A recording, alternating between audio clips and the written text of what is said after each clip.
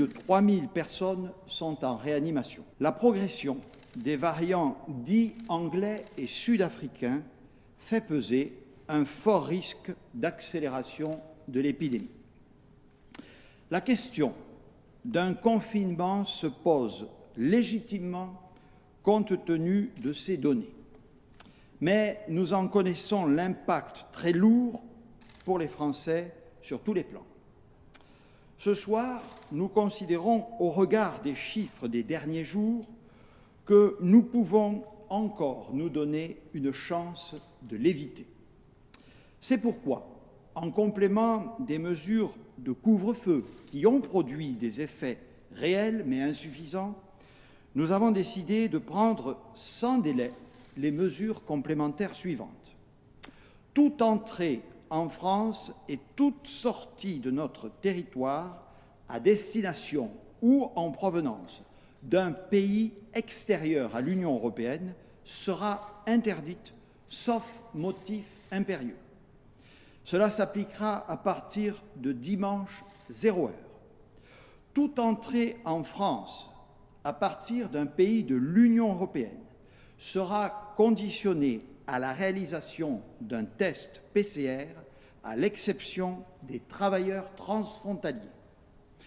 Tous les déplacements en provenance et en direction de tous nos territoires ultramarins seront également soumis désormais à la production de motifs impérieux. À compter de ce dimanche, les centres commerciaux non alimentaires d'une surface supérieure à 20 000 m², c'est-à-dire ceux qui favorisent le plus de brassage des populations, seront fermés. Dès lundi, les jauges seront renforcées dans toutes les grandes surfaces. Le « quoi qu'il en coûte », prêts garantis par l'État, fonds de solidarité, chômage partiel, s'appliquera bien sûr pour tous les salariés et les entreprises concernées.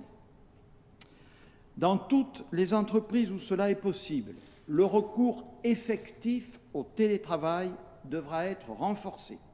À cet effet, une concertation sera conduite lundi avec les partenaires sociaux pour en définir les modalités.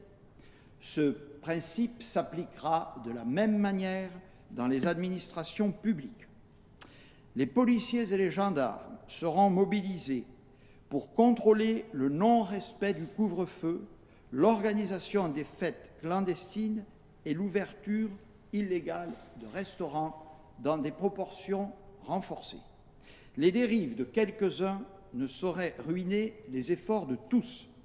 Une consigne de particulière fermeté sera donc appliquée pour ceux qui fraudent les règles en vigueur. Enfin, dès la semaine prochaine, notre stratégie tester, alerter, protéger sera amplifiée.